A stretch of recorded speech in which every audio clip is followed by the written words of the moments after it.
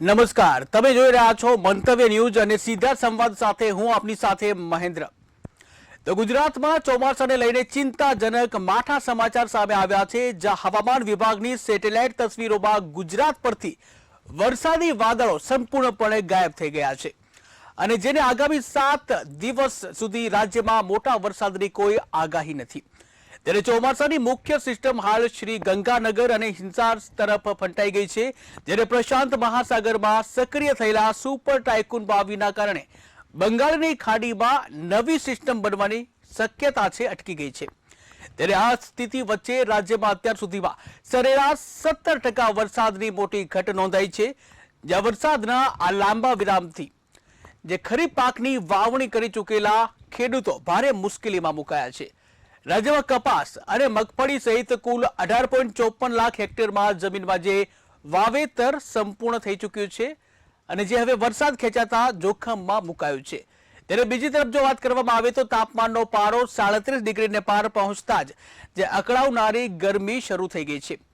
હવે આ બધા વચ્ચે જગતનો તાત ચિંતાના વાદળમાં ફસાયો છે, જ્યાં સેટેલાઇટ તસવીરોમાં ગુજરાત પરથી એકાએક વાદળો છે એ ગાયબ થવા પાછળનું કુદરતી કયું કારણ જવાબદાર છે તે પણ સૌથી મહત્વનો પ્રશ્ન છે। આ સાથે જ 18 લાખથી વધુ હેક્ટરમાં ખરીફ વાવણી કરી ચૂકેલા જગતના તાત પર મેઘરાજાના આ લાંબા વિરામથી કેવું સંકટ તોળાશે? બીજી બાજુ પ્રશાંત મહાસાગરનું સુપર ટાયકૂન બાવી ગુજરાતના ચોમાસાની સિસ્ટમને કઈ હદ સુધી નબળી પાડી રહ્યું છે? રાજ્યમાં અત્યાર સુધી નોંધાયેલી 17% વરસાદની મોટી ઘટ આગામી દિવસોમાં પીવાના અને સિંચાઈના પાણીની કેવી સ્થિતિ સર્જશે? એક તરફ તાપમાન 37 ડિગ્રીને પાર પહોંચતા અસહ્ય ગરમી છે અને બીજી તરફ દરિયામાં ભારે કરંટ અને આ બેવડી આફતનો સામનો કરવા તંત્ર કેટલું સજ્જ છે? આ તમામ જવાબ આપણે મેળવીશું। ત્યારે હાલ તો જે ગુજરાતમાં જે વરસાદી વાદળો છે આ વરસાદી વાદળો ગાયબ થઈ ગયા છે અને આ વરસાદી વાદળો ગાયબ થતા જ જગતનો તાત છે હવે ચિંતાતુર બન્યું છે, કારણ કે હજુ પણ મધ્ય ગુજરાત, કચ્છ અને ઉત્તર ગુજરાતમાં જે વરસાદ છે સૌથી ઓછો વરસાદ નોંધાયો છે અને જેને લઈને જગતનો તાત ચિંતાના વાદળમાં ફસાઈ ગયો છે। ત્યારે દક્ષિણ ગુજરાત અને સૌરાષ્ટ્રમાં જે વરસાદ પડ્યો છે, ત્યારે બીજી બાજુ કચ્છમાં સૌથી ઓછો વરસાદ નોંધાયો હતો અને જેને લઈને હાલ તો જગતનો તાત છે, જગતના તાતની જે સ્થિતિ છે એ વધુ કફોડી બની છે। જ્યાં હવામાન વિભાગ દ્વારા જો આગાહીની વાત કરવામાં આવે તો આવનારા 7 દિવસ વરસાદની આગાહી નથી, આવનારા 7 દિવસ સૂકા રહેશે તેવું હવામાન વિભાગ દ્વારા જાણવા મળ્યું છે અને જેને લઈને જે જગતનો તાત છે ચિંતામાં મુકાયો છે। છેલ્લા 2 દિવસમાં જો વાત કરવામાં આવે તો ગુજરાતના એક પણ જિલ્લા કે તાલુકામાં વરસાદ નોંધાયો નથી। ત્યારે બીજી તરફ તાપમાનમાં સામાન્ય વધારો પણ થયો છે, જ્યારે શુક્રવારે રાજ્યમાં જે ગરમીનો પારો છે 37 સેલ્સિયસ પર રહ્યો છે અને જેના કારણે ભાવનગરમાં 37.2 સાથે સૌથી ગરમ રહ્યું છે, જ્યારે અમદાવાદમાં 36 ડિગ્રી સેલ્સિયસ તાપમાન નોંધાયું છે। ત્યારે ચોમાસામાં જે તાપમાનમાં પણ વધારો થઈ રહ્યો છે, ત્યારે ક્યાંક ને ક્યાંક જે ચિંતાના વાદળો જોવા મળી રહ્યા છે। ત્યારે ગુજરાત માટે હવે ચોમાસાને લઈને આ માઠા સમાચાર સામે આવ્યા છે અને જ્યાં હવામાન વિભાગની જે સેટેલાઇટ તસવીરો છે આ સેટેલાઇટ તસવીરોમાં ગુજરાત પરથી વરસાદી વાદળો છે, આ વરસાદી વાદળો ગાયબ થઈ ગયા છે અને આગામી 7 દિવસ સુધી વરસાદની કોઈ જ સંભાવના નથી અને વરસાદની ગેરહાજરીના કારણે હવે ફરી એકવાર ગરમી છે અકળાવશે તે નિશ્ચિત માનવામાં આવી રહ્યું છે। તો અત્યાર સુધીમાં 17% વરસાદની ઘટ નોંધાઈ છે। રાજ્યમાં 1 જૂનથી 11 જુલાઈ સુધીના વરસાદી આંકડા ઉપર જો નજર કરવામાં આવે તો અત્યારે પણ જે સામાન્ય કરતા ઓછો વરસાદ નોંધાયો છે। સમગ્ર ગુજરાતમાં હાલમાં 162.5 મિલીમીટર એટલે કે 6.42 ઇંચ વરસાદ નોંધાયો છે, જે સામાન્ય રીતે 196 મિલીમીટર એટલે કે 7.72 ઇંચ થવો જોઈએ। ત્યારે રાજ્યમાં અત્યાર સુધીમાં 17% વરસાદની ઘટ વર્તાઈ છે। જો વિસ્તાર પ્રમાણે જો આપણે વાત કરવામાં આવે તો ગુજરાત પ્રદેશમાં 225 મીમી એટલે કે 8.86 ઇંચ વરસાદ સાથે 10%ની ઘટ છે, જ્યારે સૌરાષ્ટ્ર અને કચ્છ પંથકમાં 114 મીમી એટલે કે 4.49 ઇંચ વરસાદ નોંધાયો છે, જે સામાન્ય કરતા 26% ઓછો છે। અમદાવાદ શહેરની વાત કરવામાં આવે તો આગામી દિવસોમાં અહીં સામાન્ય રીતે વાદળછાયું વાતાવરણ રહેશે તેવી શક્યતા છે અને ખાસ કરીને 16 જુલાઈએ પણ વાદળછાયા માહોલ વચ્ચે હળવી રાહત મળી શકે છે તેવું હવામાન વિભાગ દ્વારા આગાહી કરવામાં આવી છે। ત્યારે બીજી બાજુ આ સુપર ટાઇકૂન બાવીના કારણે જે દેશમાં ચોમાસાની સ્થિતિ ક્યાંક ને ક્યાંક બગડેલી જોવા મળી રહી છે। આગળ જો વાત કરવામાં આવે તો રાજ્યમાં ચાલુ વર્ષે ચોમાસાની સિઝન દરમિયાન અત્યાર સુધીમાં કુલ 18.54 લાખ હેક્ટર જે જમીન છે તેમાં ખરીફ પાકોનું વાવેતર કરવામાં આવ્યું છે અને જે સામાન્ય વાવેતરની સામે 21.74% જેટલું નોંધાયું છે। ત્યારે આ વાવેતરમાં જો પાકની વાત કરવામાં આવે તો કપાસ અને મગફળીનો પાક છે, આ બંને પાક મોખરે છે અને જ્યાં ડેમની સ્થિતિની વાત કરવામાં આવે તો નર્મદા ડેમ છે 65%થી વધારે ભરાયો છે।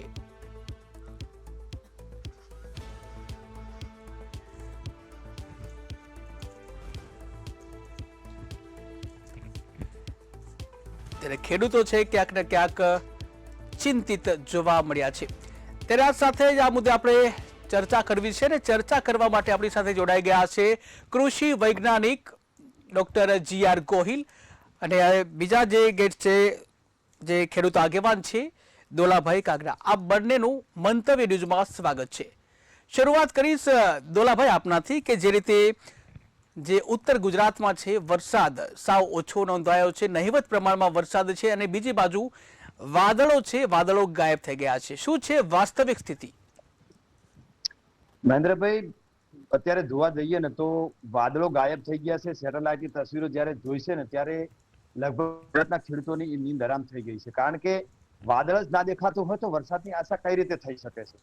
અને તમે જો આંકડા કીધા છે અત્યારે કે લગભગ ગુજરાતની અંદર 80% વધારે વાવેતર પૂર્ણ થઈ ગયું છે, કારણ કે પહેલા વરસાદ 1 થી 1.5 ઇંચ, ક્યાંક વધુ 2 ઇંચ જેવું ગુજરાતની અંદર થયો છે, તો ઘણી જગ્યાએ તો વધારે થયો છે, પરંતુ વાવેતર વિસ્તારમાં ના ગણીએ, જ્યાં સૂકા વિસ્તાર હતા, પાણીની વ્યવસ્થા જ્યાં નથી, એ જગ્યાએ વાવેતર પહેલા વરસાદની અંદર અને એ પણ છેલ્લે આ વખત તો ચોમાસું ગણીએ તો છેલ્લા 10 વર્ષની અંદર જુલાઈની અંદર, જૂનની અંદર વરસાદ બધું થઈ જતો, પણ આ વખતે જુલાઈ 3જી થી 4જી 5મી તારીખે વરસાદ આ બાજુ ઉત્તર ગુજરાતની અંદર આવ્યો છે। એટલે છેલ્લા 10 વર્ષની અંદર પહેલી વાર આટલો લેટ એ ચોમાસું અહીંયા વધાર્યો છે, જેના લીધે લેટ તો લેટ, ચલો માનો 10-15 દિવસ આમ તેમ કરીએ, અમે વાવેતર કરી દીધું છે, પણ અત્યારની પરિસ્થિતિ આપણે અત્યારે હું અંદર બેઠો છું ડિબેટ કરવા માટે, બહારની સાઈડની અંદર લગભગ 40 થી 42, 45 ની ઝડપે પવન છેલ્લા એક અઠવાડિયાથી ફૂંકાઈ રહ્યો છે અને એ પણ સૂકો પવન છે। ગરમીનો પારો વધ્યો છે, જેના લીધે જમીનમાં જે ભેજ હતું ને એ પણ દિવસે ને દિવસે ઘટતું જાય છે, ઉડતું જાય છે। એટલે વાવેલો જે પાક છે એ અત્યારે ઉગવાની પરિસ્થિતિ ઉપર નથી, કોઈક જગ્યાએ ઉગી ગયું છે તો બળવા ઉપર છે, કોઈક જગ્યાએ ઉગારો બાકી છે, ઉગારો આવવાનો નથી। એટલે પવન સાથે કદાચ પવન ના હોત અને વાદળછાયું વાતાવરણ હતો, એ પણ ભેજ કદાચ વરસાદ 2-4 દિવસ 5 દિવસ ખેંચાય તો બીજા પાણી એ કદાચ ટકી શકે, પરંતુ આ સાલે આવું વાતાવરણ ને ક્લાઇમેટના લીધે અમારે બહુ મોટી તકલીફો પડી રહી છે। ઉત્તર ગુજરાતમાં સૌથી વધારે મગફળી, ક્યાંક તલ, ક્યાંક એરંડા, ક્યાંક ગવાર, ક્યાંક બાજરી અને અમુક જગ્યાએ ઘાસચારો જે સૂકો પશુપાલનના વિસ્તારમાં હોવાથી એ વાયેલો છે અને કોઈક જગ્યાએ કપાસ પણ વાવેતર થયેલું છે, પરંતુ જ્યાં પાણી નથી એ વિસ્તારની અંદર આ વાવેલો પાક જે છે એ બચાવવો બહુ મુશ્કેલ છે। સરહદી પંથકની અંદર જ્યાં મગફળીનું વાવેતર થાય છે એ જગ્યાએ આખા ચોમાસાની અંદર પાણી નથી, ત્યાં આગળ ચોમાસા જ માત્ર એક મેન સિઝન કહેવાય છે, ઉનાળાની અંદર ત્યાં પાણી નથી એટલે વાવેતર થતું નથી, ત્યારે પણ પાણી વગર વાવેતર, એટલે મુખ્ય સિઝન જે ચોમાસું કહેવાય છે, જે વરસાદ આધારિત હોય છે, એ વિસ્તારની અંદર મગફળી વધારે થઈ છે અને મગફળીનું જે વાવેતર છે સૌથી મોંઘામાં મોંઘું હોય છે, કારણ કે 1 વીઘાની અંદર મિનિમમ 3 થી 4 કટા એ મગફળીને વાવા જોઈએ, એક કટો 6,000 થી 6,500 એનું વાવેતર પૂર્ણ થાય છે। એટલે આ બિયારણ અમે ક્યાં ગોતશું એની સૌથી અમારે મોટામાં મોટી ચિંતા છે। જી મહેન્દ્રભાઈ, બિલકુલ બિલકુલ। જે ગોયલ સાહેબ આપના પાસે આવીશ કે જે રીતે સેટેલાઇટમાંથી જે વાદળો છે આ વાદળો ગાયબ થતા જોવા મળ્યા છે, તો તેનું શું કારણ હોઈ શકે? બધાનું સ્વાગત છે। ખાસ કરીને અલનીનોની અસર છે એને કારણે આ ઉભો પરિસ્થિતિ ઉભી થઈ છે। અલનીનો એટલે કે જે તાપમાન જગ્યામાં ઉતરી જે તાપમાન કરતાં ઊંચું તાપમાન હોવાને કારણે આ પરિસ્થિતિ આપણે ઉભી થઈ છે। હવે આ પરિસ્થિતિ ઉભી થવાને કારણે અત્યારે વરસાદ થઈ ગયો છે। આપણે ગુજરાતમાં ગણીએ તો અમુક વિસ્તારમાં વરસાદ ઓછો છે, અમુક વધારે છે, અમુકમાં હજી વરસાદ પડ્યો જ નથી। આ પરિસ્થિતિ ધ્યાને રાખીને ખેડૂતો મુશ્કેલીમાં મુકાણા તો છે। આપણે જાણીએ છીએ કે આ વર્ષે વરસાદ આની થવાને કારણે અમુક તારે કોસ્ટલ વિસ્તાર છે, માંગરોળ, કેશોદ તાલુકાના સૌરાષ્ટ્ર અમુક તાલુકાઓ છે એમાં પુષ્કળ વરસાદ થયો છે, ત્યારે અમુકમાં મીડિયમ વરસાદ થયો છે, અમુકમાં બી વરસાદ થયો નથી. તો ખેડૂત ભાઈઓને ખાસ કરીને ધ્યાન રાખવાની જરૂર છે કે હવે પરિસ્થિતિ બહુ વાંચી ગઈ છે ને હજી આ ચોમાસું નમાવાની શક્યતા પૂરેપૂરી છે. એટલે એ દ્રષ્ટિએ જોઈએ તો પરિસ્થિતિ પ્રમાણે જોતા તો અમુક અમુક જગ્યાએ જ્યાં વરસાદ વધારે થયો છે તેમાં ખાસ ધ્યાન રાખવાની જરૂર છે કે ત્યાં પાણી ભરાઈ ગયું છે, એમાં પૂર અને સડાને આવવાની શક્યતા છે, મૂળમાં સારો અને મૂળનો નબળો વિકાસ સાથે જમીનનું ધોવાણ થયું છે, પછી તાપો ડીંચી થયું છે, ફૂગ અને બેક્ટેરિયા આવવાનો વધારો થઈ શકે, જીવાતોનો ઉપદ્રવ થઈ શકે, ફળ અને ફળોનું ફલન થઈ શકે. આ બધી પરિસ્થિતિ ઊભી થશે, એ ખાસ આપણે ધ્યાન રાખવાની જરૂર છે. બીજું ખાસ કરીને આવી વધારે વરસાદ પાણીની પરિસ્થિતિ માટે ખેડૂતો ડ્રેનેજની વ્યવસ્થા ખાસ કરી લેવાની જરૂર હોય. બીજું કે ઘણી બધા પાણી વધારે ભરવાની કારણે જોખમ ઊભું થાય છે, જેથી કારણે જે મૂળનો વિકાસ છે એ થતો નથી, જેને કારણે મૂળમાં સડો અને છોડો મૃત્યુ થતું હોય છે. ભારે વરસાદના કારણે જે તત્વો છે ધોવાઈ જતા હોય છે. આ ધોવાને કારણે ખાતરની કાર્યક્ષમતા ઘટે છે અને વરસાદની આગાહી પ્રમાણે જોતા તો એવું લાગે છે કે હવે ભવિષ્યમાં જો વરસાદ થશે તો આ પરિસ્થિતિ બહુ ડેન્જર બનવાની શક્યતા છે. બીજું ઘણા ખેડૂત ભાઈઓએ આ પરિસ્થિતિમાં જે ખાસ કરીને જોઈએ તો જે સામાન્ય વરસાદ હતો તો અમુક નહીવત વરસાદ થયો છે અને જે વાવેતર કર્યું છે તેમના કારણે ટીપાક પદ્ધતિ અથવા તો ડ્રીપ રાખી અને પાણીનો સદુપયોગ પૂરેપૂરો કરવાની જરૂર છે. કારણ કે આપણે જાણીએ છીએ કે અમુક વિસ્તારમાં જે માટી સુકાઈ ગઈ છે, સૂક્ષ્મ તત્વોનો જે ઉપયોગ કરવો જોઈએ એ નથી કરી શક્યા. ચોમાસામાં જો થવાની શક્યતા એમાં જોઈએ તો પાણીનો ટપકા, જળચારો, ભૂચારો, બેક્ટેરિયા, મૂળનો આવવાની શક્યતા છે. જીવાતો પણ ખાસ કરીને જે મોરમાંથી છે, સફેદ માટી છે, ફ્રીજ છે, ઈયળ છે, સરખાના ઈયળ છે, આ બધું આવવાની શક્યતા પડી રહી છે. બીજું આવી પરિસ્થિતિમાં ખાસ કરીને ખેડૂતોએ કે એને પાકનું નિરીક્ષણ વિકસિત કરવાની જરૂર છે ને સંકલિત જીવન વ્યવસ્થા છે IPM નો ઉપયોગ કરી અને આનો કંટ્રોલ કરવાની જરૂર છે. બીજું જે ભારે વરસાદ થતો હોય ત્યાં ડ્રેનેજ છે, કે પાળો બાંધવા જોઈએ અને અપેક્ષા પ્રમાણે ખાતરનો ઉપયોગ છે એ વિલંબિત કરવો જોઈએ, કારણ કે વધારે વરસાદ થાય ખાતરનો ઉપયોગ પૂરેપૂરો ન થતા આપણે ટંકાવાર ખાતરનો ઉપયોગ કરવો જોઈએ.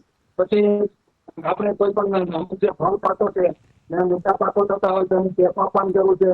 હવામાનની આગાહી જે કરતા હોય ખાસ કરીને કૃષિ નીતિ દ્વારા થતી હોય, આગાહી કરવા અથવા તો IBM દ્વારા આગાહી થતી હોય સરકાર દ્વારા, જી તો ગોહિલ એ સાહેબ, પણ જી આગાહીના વારંવાર જોતા રહે એ પ્રમાણે પણ અનુકૂળ આપણે ખેડૂત ભાઈઓ કરતા રહેવું જોઈએ. બીજું ખાસ કરીને જે વરસાદ કર્યો હોય જ્યાં વરસાદ ઓછો થતો હોય અથવા તો જે પાણીની વ્યવસ્થા ઓછી હોય તો ત્યાં ખેડૂત ભાઈઓ ખાસ કરીને ખેત તળાવની અથવા પાણીનો સંગ્રહ થતો ખાસ કરીને જે ડ્રિંકિંગ અથવા તો આપણે ખાસ કરીને કુવા રિચાર્જ કરવા જોઈએ જી અથવા ગોહિલ તો સાહેબ, કુવા જી તળાવ રિચાર્જ કરવા જોઈએ. તો આ રિચાર્જ કરવાને કારણે પાણી જમીનમાં જશે ને આપણે એકાદું બિલકુલ. પાણી પાકને બચાવી શકે.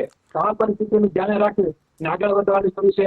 બીજી વસ્તુ છે કે અત્યારે જ્યાં વરસાદ ઓછો પડ્યો છે ગોહિલ એ સાહેબ, વરસાદ ઓછો પડવાની જી કારણે ખેડૂતો અગાઉ વાવેતર કરી બિલકુલ, દીધા, જી. અમુક તો કોરામાં વાવેતર કરી દે છે. હવે ત્યાં કોરામાં વાવેતર કરી દીધા છે અને વરસાદ હદ કરતો થયો છે ત્યાં ખરેખર બધા પાક પડી ગયા છે, કારણ કે પૂરેપૂરો મૂળનો વિકાસ ગોહિલ થયો સાહેબ, નથી. જી નીચે કોરો છે એટલે મૂળમાં ખાસ કરીને કપાસ જેવા પાકો બિલકુલ, વાવેતર બિલકુલ, કરી જી દીધા. તો આ પરિસ્થિતિમાં એને ખાસ ધ્યાન રાખવાની જરૂર છે. બિલકુલ ધ્યાન રાખવાની જરૂર, જી જી જે ખાસ કરીને જે વિસ્તારમાં વાવેતર નથી થયું જી ત્યાં પણ અગાઉ વાવેતર ન કરે, અગાઉ પાકનું વાવેતર ન કરે. હવે બિલકુલ, આવી પરિસ્થિતિમાં જ્યાં વરસાદ નથી થયો ત્યાં ખેડૂતોને હવે પરિસ્થિતિ પ્રમાણે જોઈ અને વાવેતર કરવાની જરૂર છે. અમારે તો ભલામણ છે કે ખરેખર જ્યાં વરસાદ ઓછો હતો હજી વાવેતર નથી ત્યાં આપણે ખાસ કરીને મિશ્ર પાક પદ્ધતિ જી ગોહિલ સાહેબ, જી પદ્ધતિનો ઉપયોગ કરવો જી જોઈએ. જી મિશ્ર બિલકુલ, પાક પદ્ધતિમાં એવું છે કે એક જ પાક સાથે બીજા પાક આપણે વાવી દઈએ. કારણ કે મેઇન પાક વાવતા હોય તેમ છતાં કોઈ કઠોળ વાવશે, કોઈ તલ છે એવા પાકો વાવીએ તો જેથી આપણો જે ગોળ પાક છે એ પણ આપણી જે ખેતી ખર્ચ ઘટાડી શકે અને આપણે કદાચ મેઇન પાક ન થાય ગોળ પાક આપણે ઉપયોગ કરી શકીએ. જી જી બીજું ગોહિલ કે સાહેબ, લીલો ગોહિલ પાક સાહેબ, જી પદ્ધતિમાં જી આપણે જોઈએ ગોહિલ તો સાહેબ, એમાં જે ગોહિલ સાહેબ આપણે પૂછવા માંગીએ, જી જી જી ગોહિલ સાહેબ આપણે અટકાવીશ, જી ગોહિલ સાહેબ, વાવેતર આપણે કરી શકીએ. ગોહિલ સાહેબ, તો પાણી એક બે હોઈ બિલકુલ શકે, બિલકુલ, જી કદાચ તીનો પાક ના થાય જી ગોહિલ સાહેબ, જી પાણી કાઢી શકાય. તો આવા પાક બિલકુલ બિલકુલ. ગોયલ સાહેબ, ખાસ કરીને જે સુપર ટાઇકૂન જે બાવી છે એના કારણે આગળ હજુ કેટલું ખેંચાશે આ ચોમાસું? અને વરસાદ મેળવી શકે. જી ગોયલ સાહેબ, હા, જે ખાસ કરીને સુપર ટાઇકૂન બાવી છે એના કારણે ચોમાસું હજુ કેટલું લેટ પડશે? અત્યારે તો અનુમાન એવું છે કે ચોમાસાના અત્યારથી લગભગ બંધ થઈ ગયા છે, બરોબર. એટલે હજી અનુમાન એવું છે કે 8 થી 10 દિવસ વરસાદ ઘણો પડવાની શક્યતા છે. કારણ કે જે વાતાવરણ બંધાણું હતું શરૂઆતમાં, એ વાતાવરણમાં નથી ડિસ્ટર્બ થઈ ગયું છે. અલ નિનોની અસર આપણે આ વખતે બહુ થઈ, મહેન્દ્રભાઈ. જી. એનું કારણ છે કે જે સિસ્ટમમાં જે આપણે ચોમાસું દર વર્ષે આવતું, તે જી. સિસ્ટમમાં આપણે બહુ ડિસ્ટર્બ થઈ ગયું છે. એ કારણે અમુક જગ્યાએ વરસાદ પુષ્કળ પડ્યો, અમુક જગ્યાએ બહુ ઓછો પડ્યો, અને અમુક જગ્યાએથી વરસાદ પડ્યો જ નથી. બિલકુલ. તો આ પરિસ્થિતિ ધ્યાને રાખી અને હવે કદાચ વરસાદ 10 દિવસ લંબાવવાની શક્યતા રહે છે. એટલે મારું તો એવું કેવું છે, જ્યાં વરસાદ નથી પડ્યો અથવા તો શક્યતા ઓછી છે, ત્યાં ખાસ કઠોળ પાકો છે, ઘાસચારાના પાકો છે, એવો પાકોનું વાવેતર કરી ને આપણે પૂરેપૂરું વરસાદ કદાચ ઘાસચારાના પાકો વાવવાથી કદાચ પાકો ઉત્પાદન મોડો થાય ન થાય તો પણ બિલકુલ. આપણે ટૂંકવણીને પણ આપણે એનો સારો વળતર મેળવી શકીએ આપણે. બિલકુલ બિલકુલ. દોલાભાઈ, આપણા પાસે આવીશ કે જે રીતે હજુ પણ 7 દિવસ છે વરસાદ નહીં આવે તેવી આગાહી કરવામાં આવી છે, ત્યારે ખાસ કરીને જે આ 7 દિવસ જો વરસાદ ન થાય તો વાવેતર નિષ્ફળ જવાની શક્યતા?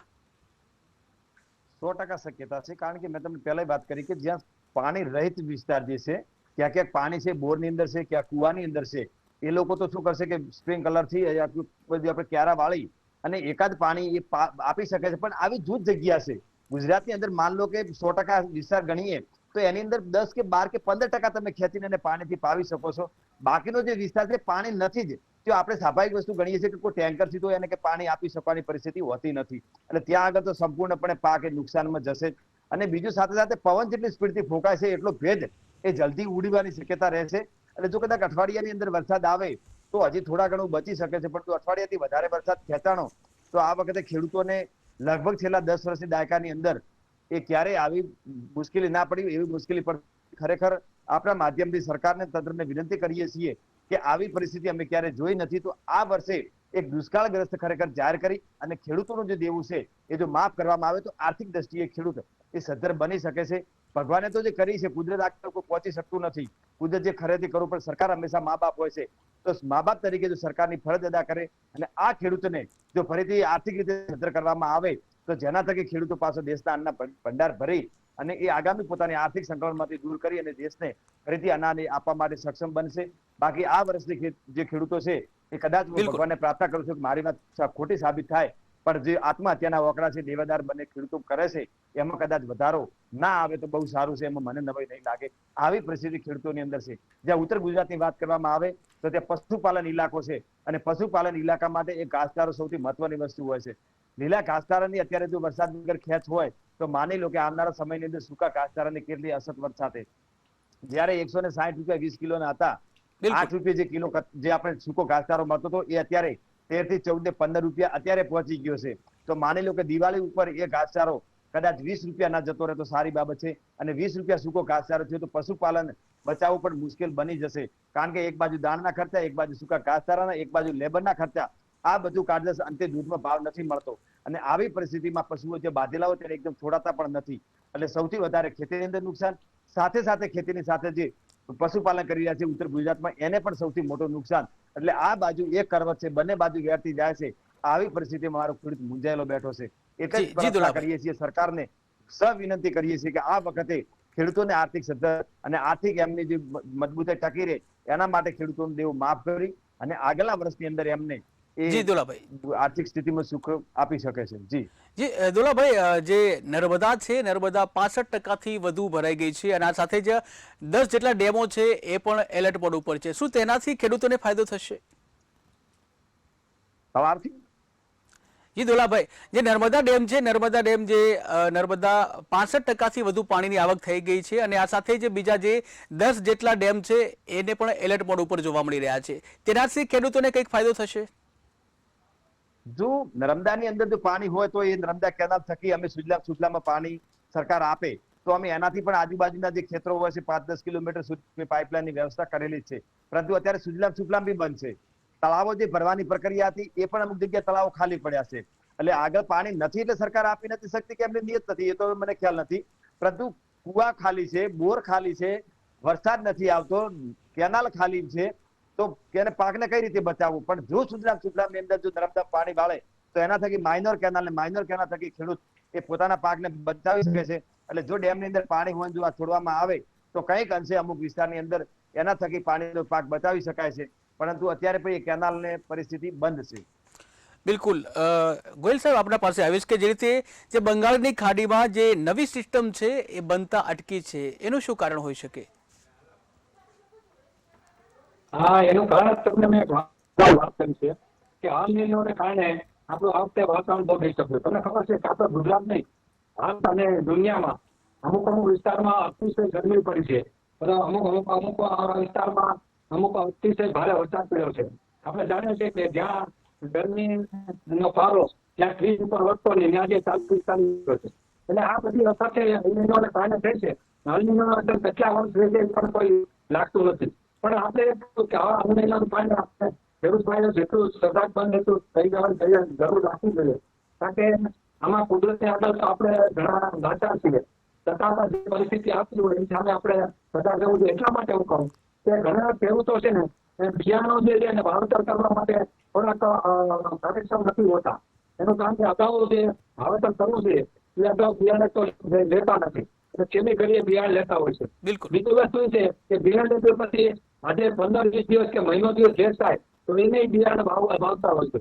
તો એવું બિયારણ ફેરફાર કરવું જોઈએ, ફેરબદલી કરીને બીજું બિયારણ આપણે વાવવું જોઈએ, જે એકદમ વહેલા પાકતું હોય, ટૂંકા પાકનું બિયારણ હોય એવું વાવવું જોઈએ. બીજું ખાસ કરીને જ્યાં વધારે પાણી પડ્યું, ભેજનું પ્રમાણ વધારે હોય ત્યાં ખરેખર જ્યાં આજુબાજુ પાણી ભરાઈ જતું હોય ત્યાં અમુક બિયારો આવવાની શક્યતા છે, જંતુ આવવાની શક્યતા છે, ટીક્સ આવવાની શક્યતા છે. ત્યાં ખાસ કરીને જંતુનાશક દવાઓ એનો સ્પીડોની છે, ઇમાડાક્લોપ્રિડ છે, આનો છંટકાવ કરવો જોઈએ. ત્યાં ખાસ કરીને ફૂગ આવવાની શક્યતા રહેશે, આવશે જ ફૂગ, કારણ કે વરસાદની પરિસ્થિતિ એવી ઉભી થઈ છે, ગરમી ઉભી થઈ છે, ફૂગ આવવાની શક્યતા રહેશે. ત્યાં ખાસ કરીને કોપર ઓક્સિક્લોરાઇડ અને ખાસ કરીને ભેંસો છે એને પણ આપણે 10 થી 12 દિવસ અંતરે એ છંટકાવ કરવા જોઈએ.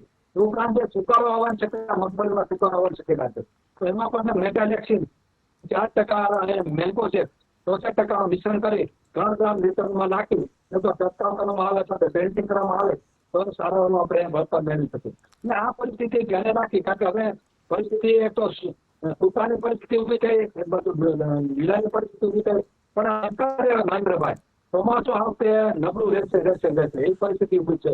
કારણ કે અમારે જે આગાહી કરવાની છે, આગાહીઓ કરી છે એમાં અનુમાન એવું કર્યું છે કે વાયુ આવશે અને ચોમાસું વહેલા વિદાય લેવાની શક્યતા રહેશે. બિલકુલ, જો ચોમાસું નબળું રહે તો ખાસ કરીને જે ઉત્તર ગુજરાત અને કચ્છમાં જે વાત કરવામાં આવે સૌથી ઓછો વરસાદ નોંધાયો છે, એવા જે ખેડૂતો છે એ કયા પ્રકારની રણનીતિ સાથે આગળ વધવું જોઈએ?